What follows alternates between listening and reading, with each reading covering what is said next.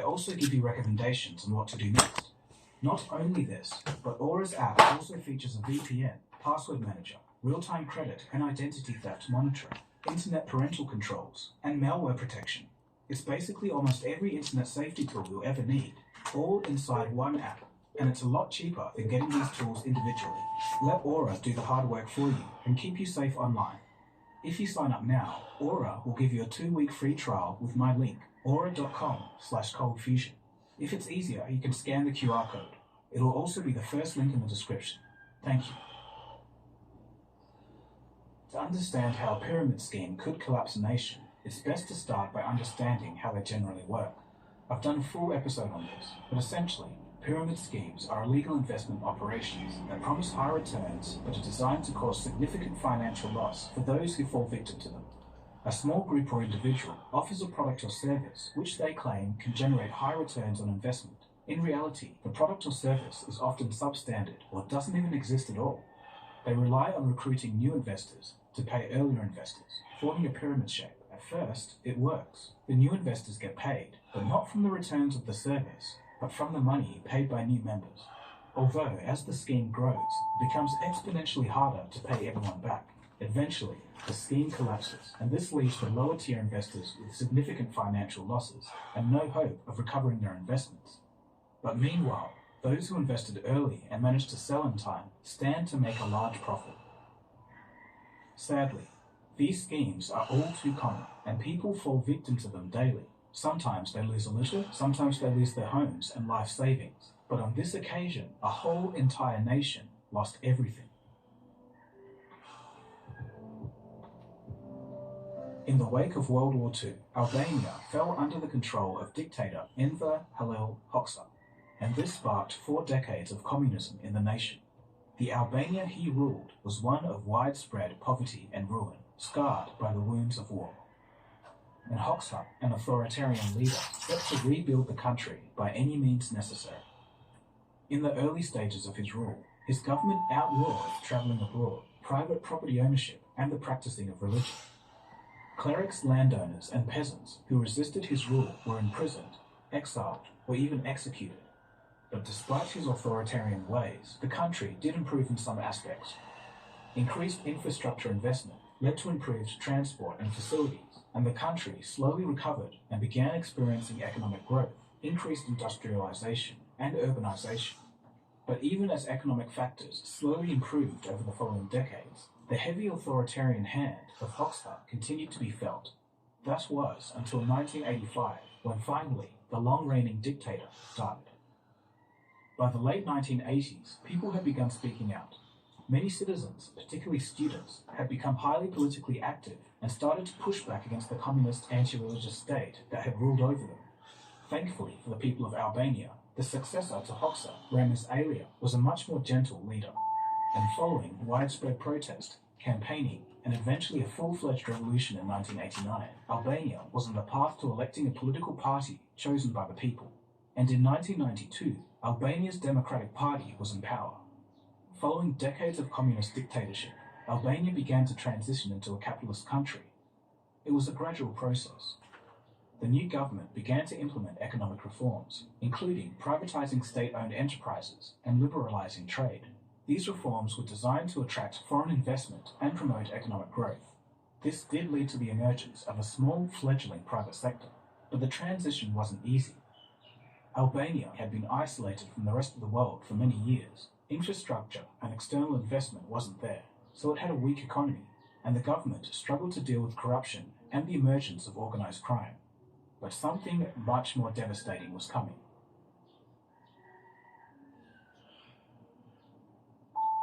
Under democratic capitalism, Albania was really struggling to find its footing. It was the poorest nation in Europe, and after decades of being under the boot of dictatorship, its citizens were desperately seeking to climb up the socio-economic ladder. At the time, Albania didn't have many banking and investment opportunities, and because of this, there was little financial regulation to be found, and this would play a huge part in the disaster. And moreover, these people were very poor, uneducated, and desperate, and most importantly, they had little to no experience with capitalist markets, and this all left the people of Albania sitting ducks for predatory investment pyramid schemes. and the pyramid schemes did arrive. They were operated by various companies, many of which were not registered with the government and were owned and operated illegally. The mafia, predatory foreign investors, and those who held influential positions under the communist system all saw the opportunity to take advantage. The investment proposals from these companies promised extremely high returns, some up to 50% per month. Of course, if you're financially literate, this is ridiculous, but to the people of Albania, it was an opportunity of a lifetime. The people of Albania hadn't experienced capitalism before, so they probably just thought this is the way that people in capitalist nations invest and get rich. While all of this was going on, the government not only turned a blind eye, but openly and actively supported these pyramid schemes, and this only served to increase their appeal. Government-backed, with a 50% return per month? Sign me up. The schemes quickly gained popularity, and many Albanians invested their life savings. 25 firms held the majority of Albania's creditors. Of those 25, VEFA was the largest firm. They had 60,000 investors, and all of these investors believed that their money would grow at rates far exceeding what the banks could offer. The thing was, VEFA was actually a legitimate company. They had a chain of supermarkets and petrol stations, and their brand was on everyday goods, so they were somewhat of a trusted brand. The Ponzi scheme, however, claimed to invest in industries such as hotels, stores and factories, but of course, the returns that they promised were completely fake. The internet hadn't quite arrived in Albania yet, so it's not like you could just go online and really research the company you're investing in. The people of Albania sold their assets, their homes, their land, all to claim a stake in what they understood to be a safe bet, a life-changing bet. And by 1996, 2/3 of the entire population had invested an estimated $1.2 billion in these schemes, and this was 10% of the nation's GDP. You have to know that the average monthly income of the nation was $80 per month. Sadly, it would not be long before they discovered that their investments were unsustainable and relied on a constant stream of new investors to pay returns to existing investors. By late 1996, the schemes had reached their natural breaking points. VEFA, the powerhouse of the industry, collapsed, and this triggered a wave of panic among investors. It set off a chain reaction amongst all the major firms. As people panicked to withdraw their money, the other firms collapsed too. Many Albanians lost everything, and they were understandably angry. And then, a period of social unrest began. With large amounts of material possessions sold to invest everything, and having lost it all and having no way to get their money back, the country was thrown into chaos. The collapse of the pyramid schemes had devastating consequences for Albania. The country's economy was severely damaged. The citizens wanted compensation or even revenge. Everyone, from farmers to police officers and soldiers, had been ripped off, and there was widespread poverty, even worse than before. Social unrest, riots, and protest occurred across the country. Thousands took to the streets in every populated centre across the nation. Hunger strikes took place at universities. Initially, the protests against the government were peaceful. Everyone simply wanted their money back. But in February of 1997, government forces responded by firing on the demonstrators. This was the spark that ignited a civil war and the beginning of an uprising. Prime Minister Alexander Meksi resigned on the 1st of March 1997, and President Sali Berisha declared a state of emergency the next day. A week later, the Socialist Party of Albania appointed a new Prime Minister, but it did little to appease the people. By then, the government had lost control of the situation. The police and National Guards fled, leaving their armories wide open for looting. Militias and criminal gangs took the weapons, and the armories were emptied. 700,000 guns were looted, and the population was only 3.5 million. For months, crackles of gunfire could be heard as citizens were putting their new guns to use. Treasury buildings were robbed and destroyed. Armed gangs were formed, and it was every man for himself. This chaos led to a full-scale rebellion and a month-long civil war. 2,000 Albanians sadly lost their lives in this fighting. News of the situation began to spread around the globe. On March 28th, the United Nations Security Council sent 7,000 troops to Albania. This was to restore order and oversee relief efforts. In mid-April, surrounding nations launched a peacekeeping force to assist, and by late July, peace had been restored. The United Nations and other organizations continued to provide humanitarian aid, and a new government was formed through elections held in 1998. The new government faced many challenges. There was still widespread corruption, and now they had a completely ruined economy, worse than it had been before. But in time, eventually, painstakingly, order and stability was restored to the country, and it laid the foundation for democratic reforms in the following years. The Albanian Revolution was a defining moment in the country's history, and the country would struggle with political and economic challenges for years to come.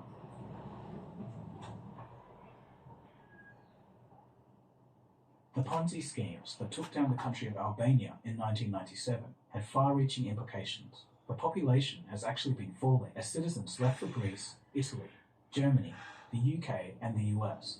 As the publication The Conversation points out, there's been many empty ghost towns left in the wake of the disaster. But interestingly, since 2020, there's been a slight migration wave. There may be hope for the country as it makes strides in developing its infrastructure and improving its business sector. Although, of course, it still faces corruption and organised crime challenges. Albania has made significant political progress though. In 2009, the country became a candidate for membership into the EU. And to meet the requirements of the EU, they've had to do a lot of work, and this has been good for the future of the nation. But when all is said and done, the collapse of its economy and the resulting civil war is a stark reminder of how vulnerable we can all become when desperate and faced with the promise of a more prosperous future. It's also an important reminder to pay extra attention to any investment opportunity that you're involved with. So there you have it. That's the wild story of how Ponzi schemes destroyed an entire nation and caused a civil war. So thanks for watching. If you want more fraud videos, I've got plenty of those. Otherwise, there's other stuff on business in general, or even science and technology. It's all here on Cold Fusion. Alright, that's enough from me. My name is Dagogo, and you've been watching Cold Fusion, and I'll catch you again soon for the next episode. Cheers, guys. Have a good one.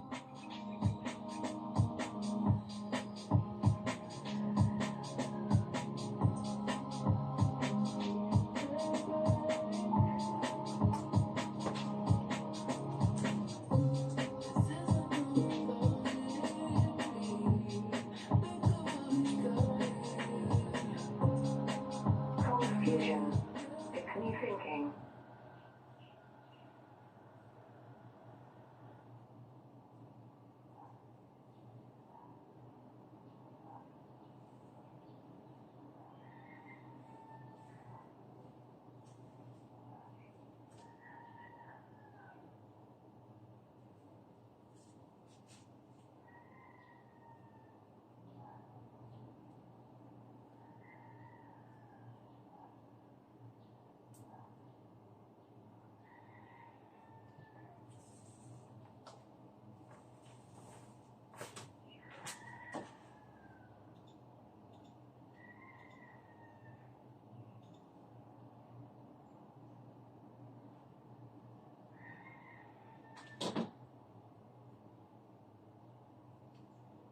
Today we're going to rate custom Magic the Gathering cards on Reddit. We're going to start.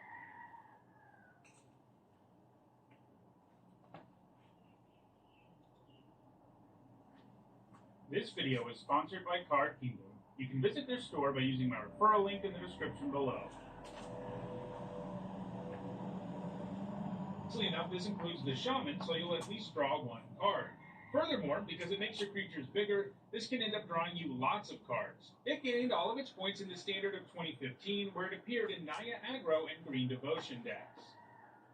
At number 9, it is Ruin Raider. This orc is a 3-mana 3/2, and it comes with a raid effect, which means if you attack with a creature during your turn, you get a bonus. In this case, at the beginning of your end step, you reveal the top card of your library and put it into your hand while losing life equal to the card's mana value. In other words, it's the Dark Confidant effect, but you have to jump through some hoops to make it happen. Either way, drawing cards off of this can be really powerful. The Raider has seen play in both Standard and Pioneer mono-black aggro decks, which tend to keep their curve really low, minimizing the amount of life you can lose from its ability. At number 8, it is Orcish Lumberjack. It has 4 points just like Ruin Raider, but more pro to her top 8s, so it won the tie. This is a 1-mana 1/1 orc that you can tap and sacrifice a forest to in order to add 3 mana in any combination of red or green. Obviously, that means this can provide a huge one-turn mana boost at the cost of giving up a land. While in Standard, it was played in red-green control decks which ran sweepers like Yokel Hops. The Lumberjack could help you get there sooner, and giving up a land to cast it didn't really matter because you were destroying them all anyway.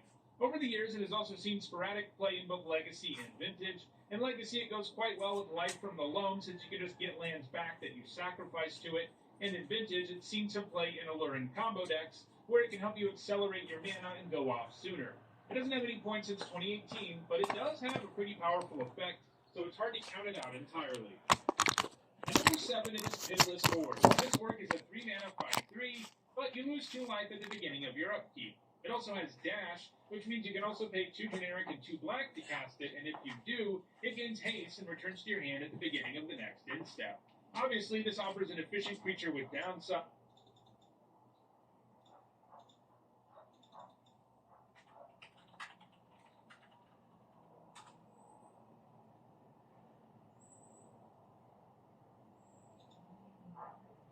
Combination is a 1/2, 1/2, 1/2. Or you can do the exercise shown for that 45-second piece.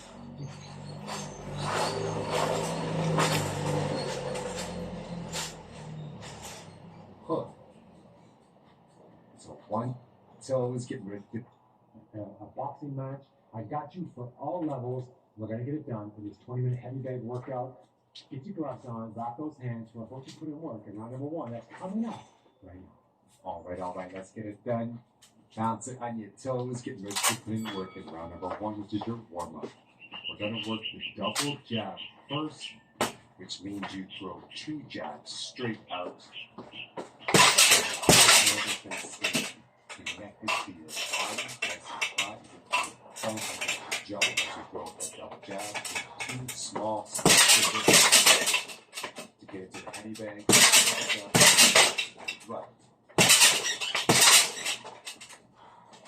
Now let's do the rear hand.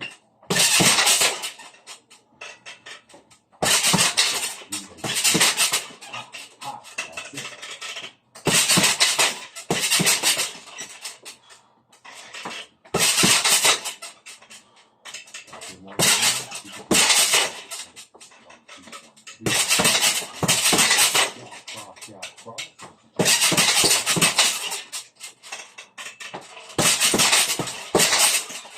Add in that lead uppercut.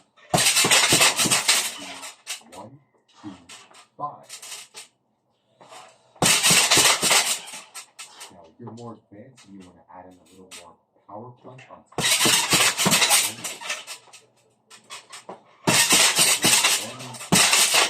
1, 2, 1, 2, 5, 2.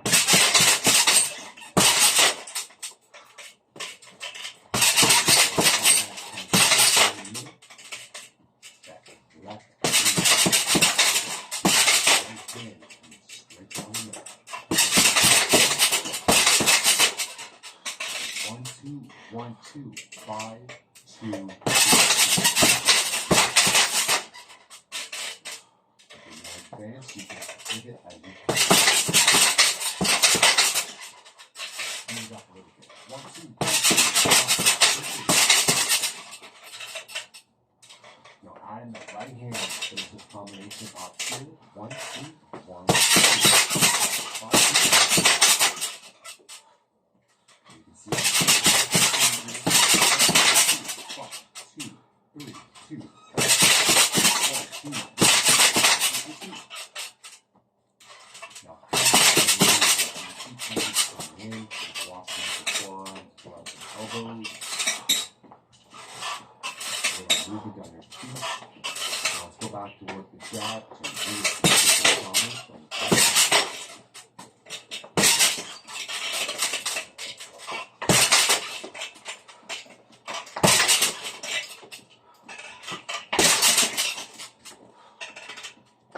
So like head and just across to the body. So it's a small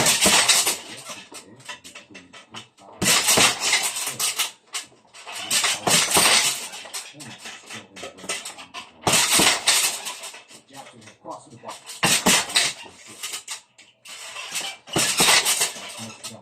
Power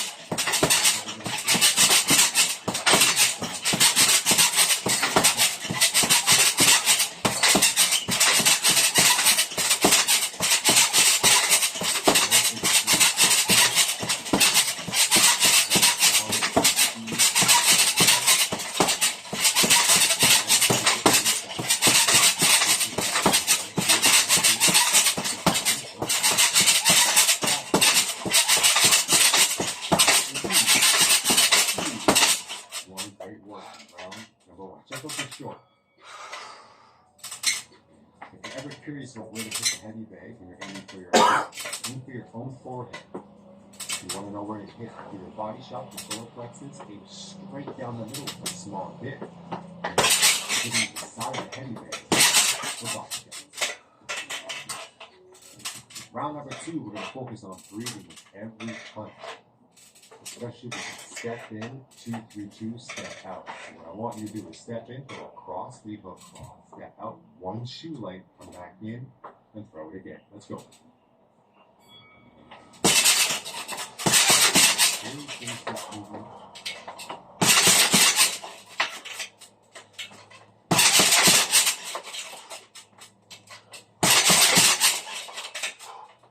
One step.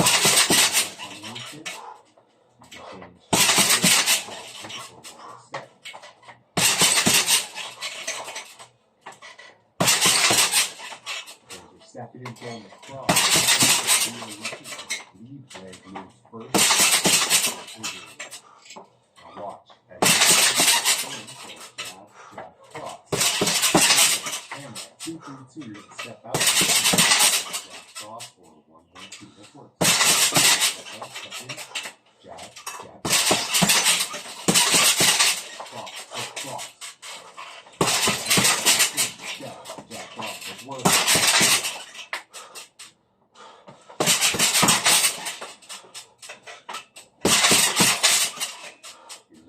Smooth power.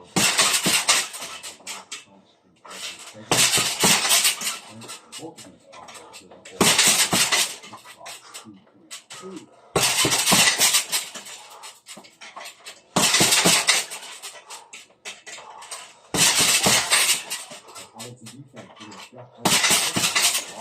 It's almost like a double. Right.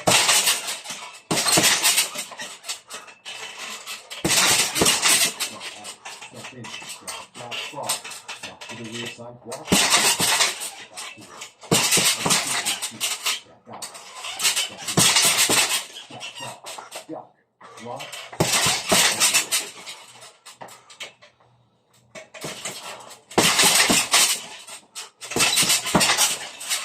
Very realistic concepts.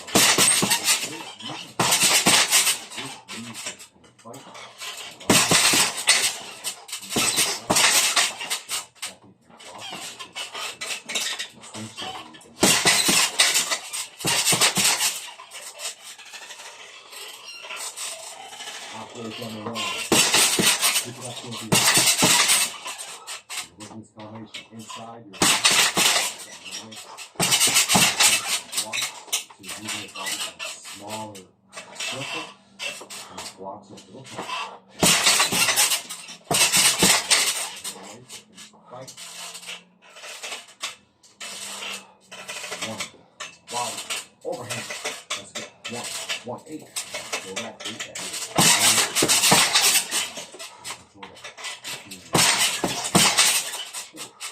One hand, one body.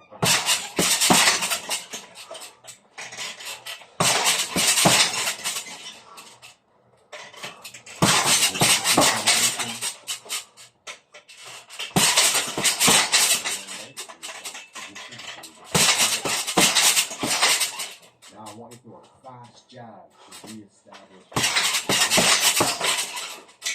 One head, one.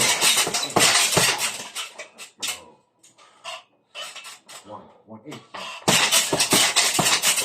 8, 1. Yes.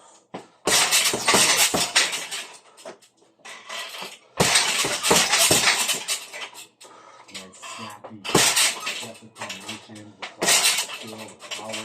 Love it.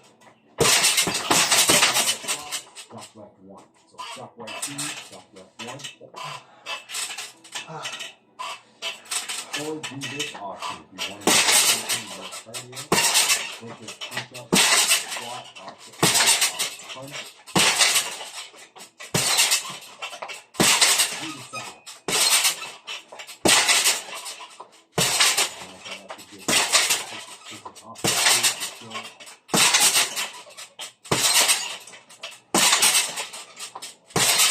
Seconds.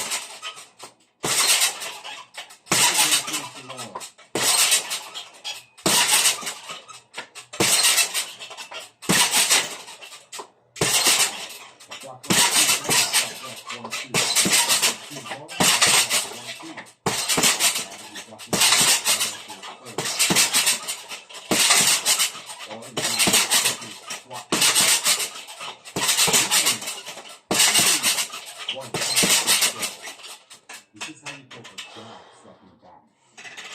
You want to take one step back. Now, as you take that step back, extend your lead jab out and then put them together. Really simple. As your big toe pushes, you extend the lead jab. Stay in position and go for a jab. Round number 3, we're going to focus on one power step in each direction for your first opponent to do. It's important that you establish position, land, and throw the combination on the 1, 2, 3, 2. 1, 2, 3, 2. Step to your right, step to your left. Go. Step right, step left. Cross, cross, cross, cross. Step, step. 1, 2, 3, 2. Step. 1, 2, 3, 2. Do some friction.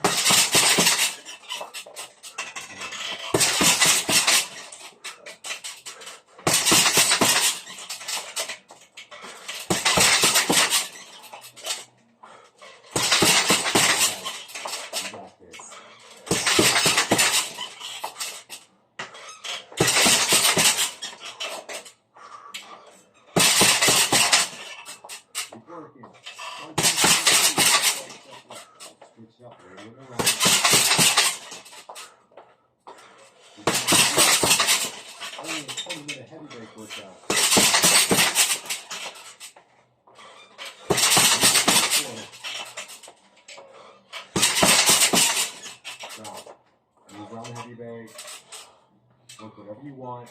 Show me your boxing skills. Hooks to the body, crosses. Or you can work on a block and cover.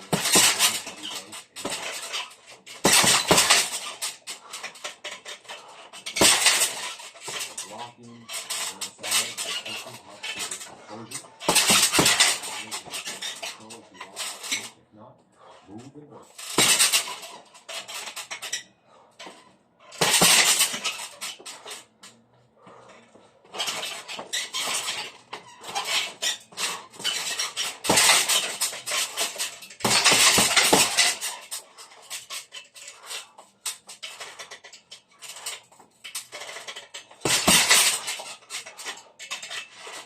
Keep going.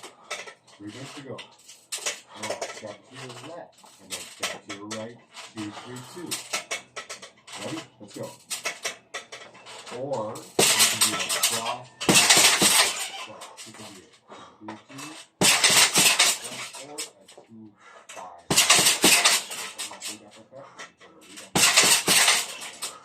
One power step. Balance. Your hands go. One power step.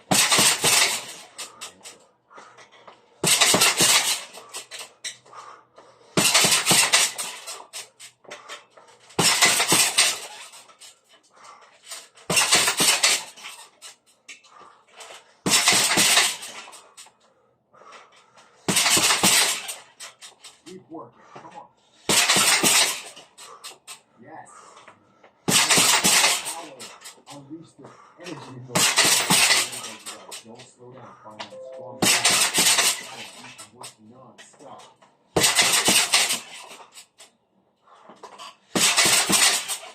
Check this out.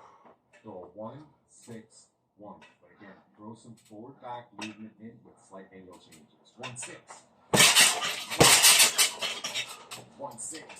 So you can step back, step back. 1, 6. 1. There you go. 1, 6. Jab. Jab.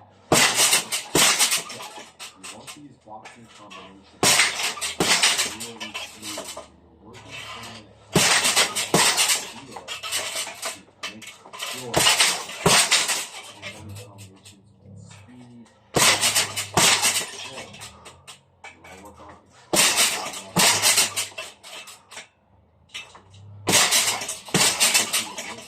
all out 1 minute freestyle, working the heavy bag. Let's go.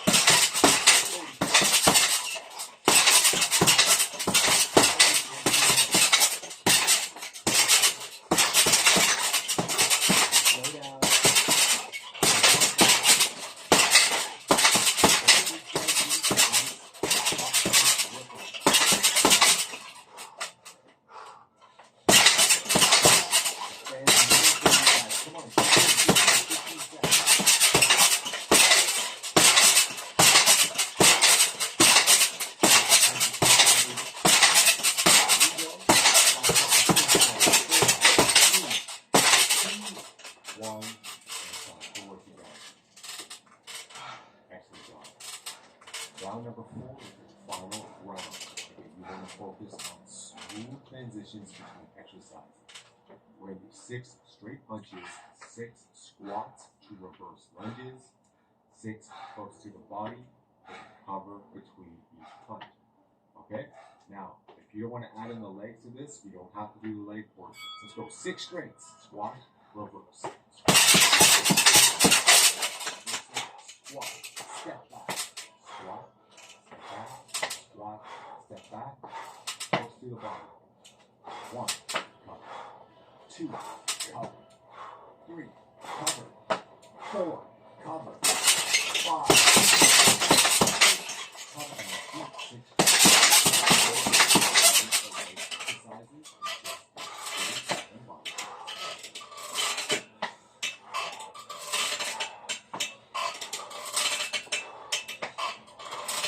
if you're working the 6 squats and lunges, you're not standing up straight. Stay low and keep the legs.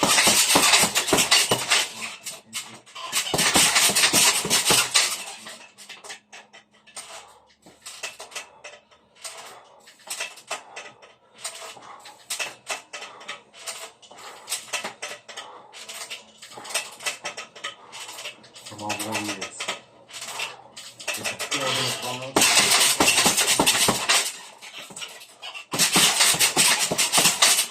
Dig in there.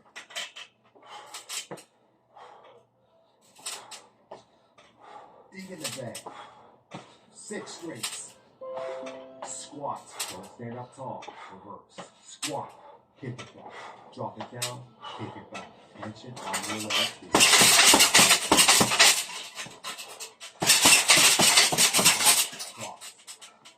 Explosive and out. Ready? Let's go. In, out. 2. In, out. 2. Keep it nice and narrow.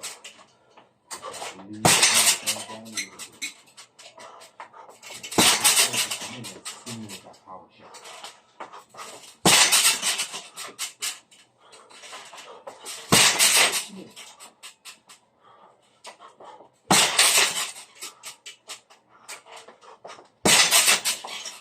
Quick turnover with your core. Quick rotation. And up. And up. Faster. Come on, guys.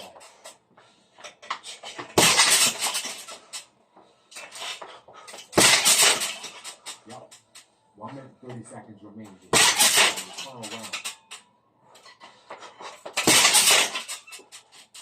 Let your legs feel the heat.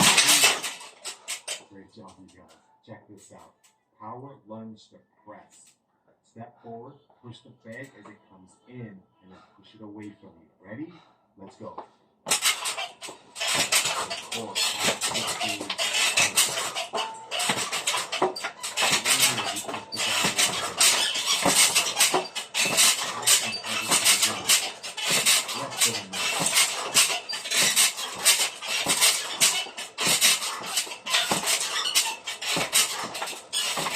Forward lunge, press.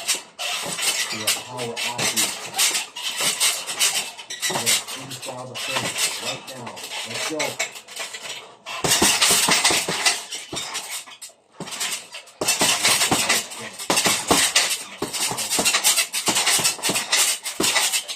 This isn't about defense.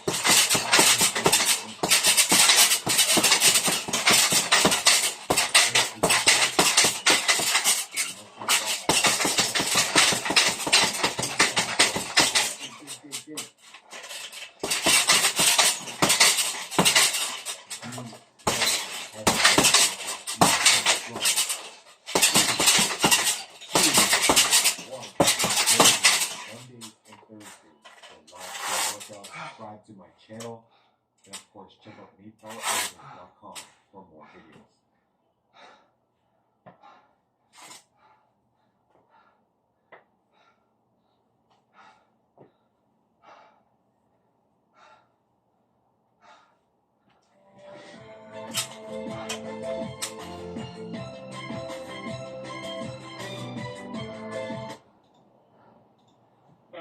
But it's nice you have the dash option, which you'll choose when the coast is clear for you to get in for 5 right away, or if you can't really afford to lose the line. It saw play in Standard, where it appeared in a variety of aggro decks, including Abzan, Rakdos, and Golgari. At number 6, it is Orcish Settlers. This 2-mana 1/1 Orc can destroy a whole bunch of lands. If you pay X twice and pay a red, tap them and sacrifice them, they destroy X lands. It gained all of its points in Standard recurring survival decks. This was Magic's first Reanimator deck and first Toolbox deck, and it used Survival of the Fittest to search up cards for the right situation, and Recurring Nightmare to reanimate powerful creatures. Orcish Settlers was featured as a 1-of in the deck and could be searched up when your opponent had problem lands, and could even serve as a way to lock the opponent out of the game, since you could sacrifice it and reanimate it every turn until your opponent was out of lands. If you want to know more about the recurring survival deck, this is something I've covered in my deck history series, so check that out. Also, the fact that this is the Orcish version of the famous painting American Gothic is pretty hilarious. The art definitely looks like it should be on a silver-bordered card, so it's pretty fun that it's black-bordered. At number 5, it is Merciless Executioner. This 3-mana 3/1 Orc makes both players sacrifice a creature when it enters the battlefield. It gained all of its points in Standard Rally the Ancestors decks, which were built around sacrificing a bunch of creatures and reanimating them with Rally, and the Executioner was a good creature for the deck because you could get it to trigger twice without too much trouble, and because you could sack the Executioner both times, making the effect less symmetrical. It doesn't get any points since rotating out of Standard. At number 4, I have Ironclaw Orcs. One of Magic's original Orcs that appeared in Alpha, Ironclaw Orcs does not look impressive by today's standards. After all, it's a 2-mana 2/2 with downside. That downside being that it can't block creatures with power 2 or greater. The good news is, if you're the beatdown, you probably don't plan on blocking anyway. Back in the mid-1990s, 2-mana 2/2s were pretty hard to find, especially outside of green, so even a 2-mana 2/2 that had a downside was sought after by aggressive decks, and that's what led to Ironclaw Orcs seeing significant play in the early days of Magic, including in the game's earliest mono-red aggro decks. Obviously, these days it has been overtaken by a slew of more efficient 2-drops, but it was one of the best 2-drops for aggro decks for a pretty long time. If you want to know more about early mono-red aggro decks, that is another type of deck I've looked at in my deck history series, so check that out. At number 3, it is Zurgo and Ojutai. This orc is also a dragon, and that's because it's one of the team-up legendaries from March of the Machine, with this card featuring 2 characters from the plane of Tarkir, Zurgo, a legendary orc, and Ojutai, a legendary dragon. They are a 5-mana 4/4 with flying and haste, and it has hexproof the turn you play it. Additionally, when it or another dragon does combat damage to an opponent, you look at the top 3 cards of your library and put one of them into your hand. You can also choose to bounce a dragon, including Zurgo and Ojutai. Thanks to flying haste and hexproof, it is very difficult for your opponent to ever avoid getting hit by this the turn it comes down, which gives you some immediate value. You can also choose to keep bouncing it to your hand if you want to make sure Zurgo and Ojutai can hang on to hexproof. While Zurgo and Ojutai is a very new card, it has quickly established itself as a powerful control deck win condition in Standard, and it looks like that's going to continue, giving it a shot at continuing to move up the list.